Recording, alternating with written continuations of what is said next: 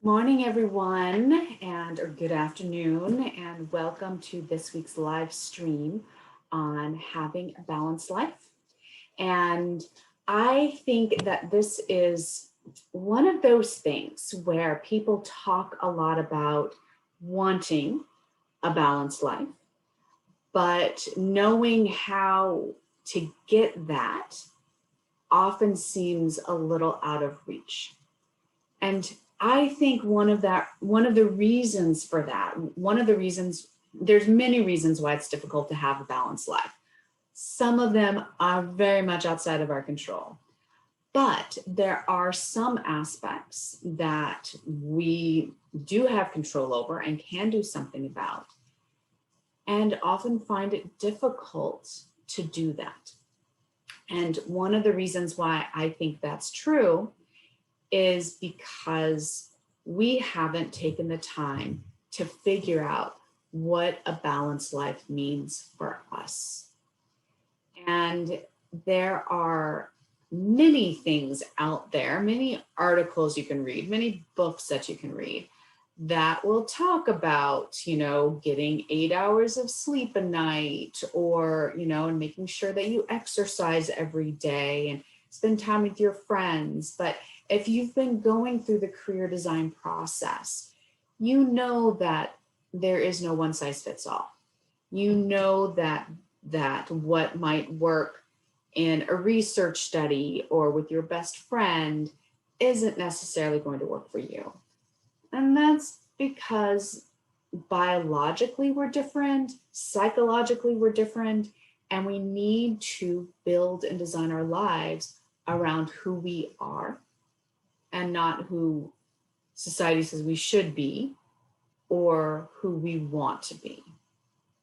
Now, although the last statement, like designing a life not based on who you want to be, there's a lot to unpack there. That's for another day. Because what we really want to start with is understanding what brings joy to your life and how you want to include that for yourself on a daily, weekly, monthly, yearly basis.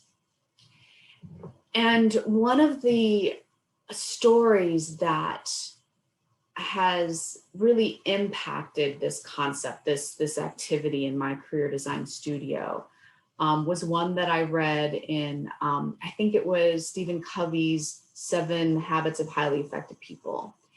And that is, imagining your life as a jar, and that what you fill it up with are, the different aspects of your life, that there could be, big, big rocks that are the things that are most important, and smaller rocks, things that are less important. And then, sand, which are the things that have to be done, but might not be very exciting. And then water, which would represent the what you need to do to survive on a daily basis.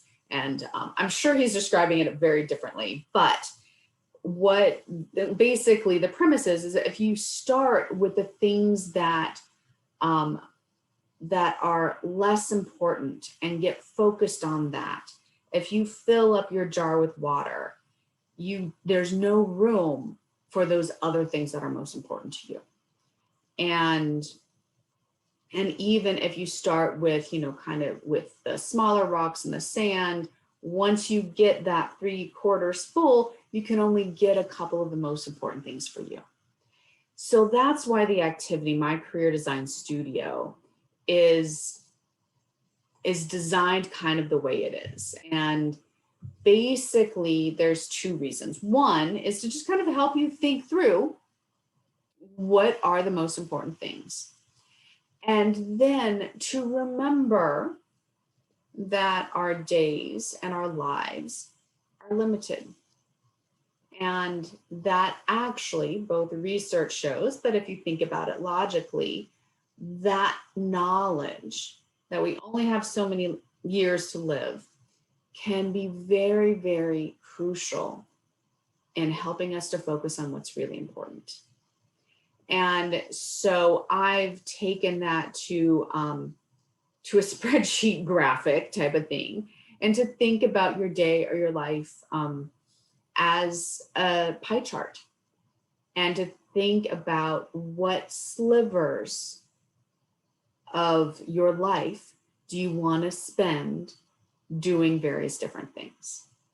And so in general, when you're thinking about what a balanced life means for you,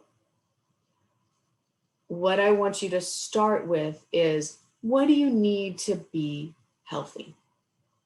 And I generally force my clients to think about what number of hours, when you're sleeping that much, helps you to wake up feeling refreshed, and that you just commit to protecting that time.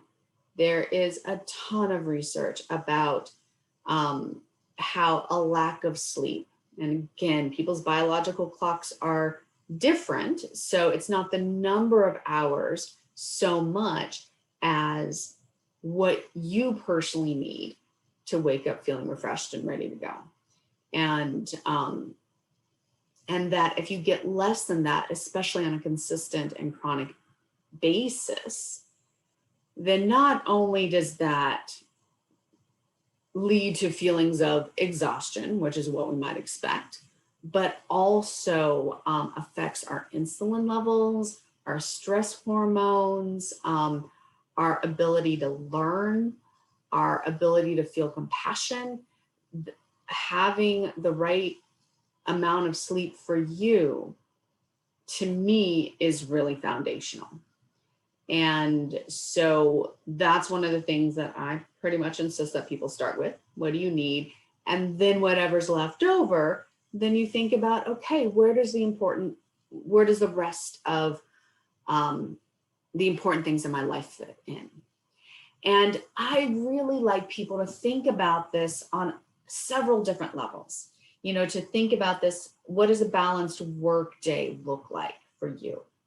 And if you are in a more traditional job, then, Monday through Friday, start with how much time during your weekdays do you want to spend on self-care?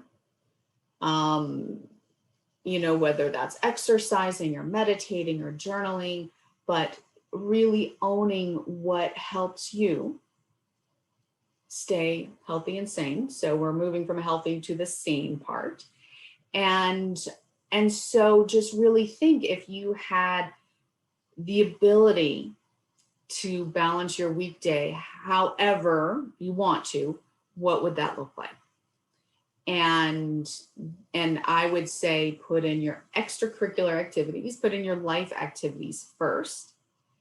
And then whatever's left over, that would be how much you want your work day to be. For some people, that's absolutely 8 hours. Some people, it might be 12 hours. Some people, it might be 4. And so this is not to say that this is what your life must become, but to really understand and own what a well-balanced work day would look like for you. Then after that, you might want to think in terms of a week. Maybe it's a weekend. What would, so you would put in, again, some of the things that you have to do, the grocery shopping and all of that kind of stuff, and the laundry and the cleaning and blah, blah, blah. But also, what do you want to do on the weekends that help you rejuvenate, refresh, and to bring joy into your life? And so that might be looking at a weekend, that might be just looking at your week in general. And just so we're looking at slightly different fractions, but if you're mathematically inclined, you can figure that out. But it really is a view of percentages. What percentage of your week do you want to be spending with family, with friends, doing the things that you love.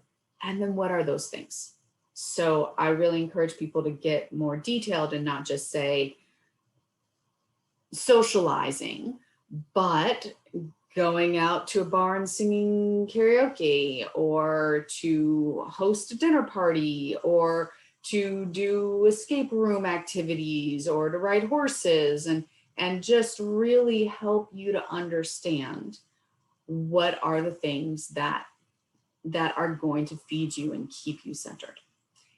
And for some people, it actually might be much more helpful to think in terms of a month or a year overall, because some people, I've worked with several people that just want to travel for 3 months out of the year. And so understanding that over, so what would that be? So a quarter of your year would look completely different from what the other 9 months would be. And so just by understanding what are the things that feed you and bring you joy and help you feel centered and relaxed and refreshed, then you can start thinking about what are the jobs that would support the kind of life that you want to live. And we can't really make decisions about that until we're clear about what that means for us.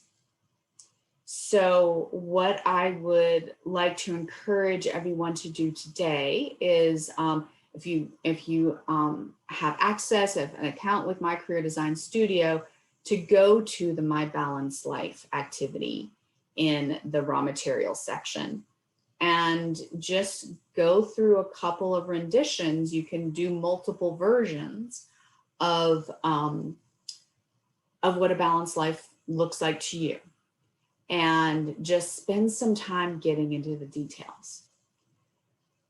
Then the other thing that may or may not be useful, sometimes this feels a little bit like a downer. Some people, it's really eye-opening. And that would be to do a couple of pie charts on what your life actually looks like. And then to be able to compare the two. So what your ideal workday looks like versus what it actually looks like. And if those things are radically different, which they most likely are, because we will fall into the rhythms that society has set for us. And that actually doesn't fit everybody. It probably doesn't even fit most people. So if you are just kind of going with the flow, then what you're actually doing probably doesn't look very similar to what you know or suspect is a way for you to feel really balanced and healthy and whole. And the goal of this activity is not to beat yourself up, and it's not to make a radical change. It is just to have that data of, okay, here's the difference. And if you can look at this with compassion rather than why have I let myself fall into this trap, or whatever the negative self-talk might be. That again, you look at it with compassion, know that you are doing the best that you can, and then ask yourself, is there one change that I can make that would take me closer to my balanced life? Something easy, something that I can do today. And that might be to make sure every day you take a 5-minute walk outside and you spend 5 minutes less watching television. And so that's really one way to, even before you found a new job, even before you've even realized what you want to do next, you can still be working toward a balanced and healthy life right now, and just doing it just one baby step at a time. So I would, that's what I encourage you to do. If you have already done the balanced life activity, you might want to again do it on different versions. You might want to do your actual and make that comparison, and then come up with the one thing that you can do to get a little closer. And if you want to be inspirational for others, share that below in the comments. So I hope that this was helpful. I hope that you really do take the time to understand what a balanced life means to you, and then find a way to work toward that. And one last thing that I want to mention, I'm talking about how society already has given you kind of a template of what your life will look like, and how that doesn't work for everybody. And I think one of the things that's important is to realize that during times of rapid change, open up a lot of opportunities. And that's what we're going through right now. And so towards the end of the pandemic, and maybe we're in the middle of the pandemic, but during a pandemic, when there's a lot of movement to working from home, and now people are trying to get back into the office. But this is really that time to experiment of what works for you, and then to be able to ask for it. If you don't know what is important for you, then it makes it much more difficult to state your needs and see if there's some flexibility here. And that the other thing is that people often think about things like self-care, having fun, as luxuries and as selfish. Not everybody, but a lot of my clients really struggle with that. And again, as I was talking about how lack of sleep can keep you from really being focused and at your best and to be able to learn, if you don't have that healthy, centered, balanced life, you are not going to be as good at your job. And so even though our employers, our bosses might kind of guilt us into working harder, working longer, making sacrifices, it's time that we really own that this is in our best interest, and this is in society's best interest to be more balanced. It's something that we unfortunately often have to fight for.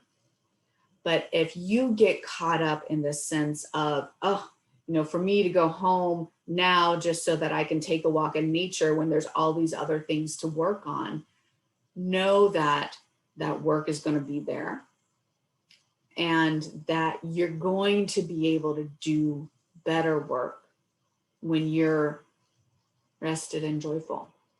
So let's work toward having and creating a life in a society that really believes in balance and supports that, and have that start with us. So may you have a wonderful rest of your week and weekend, and let's go design a life that we love.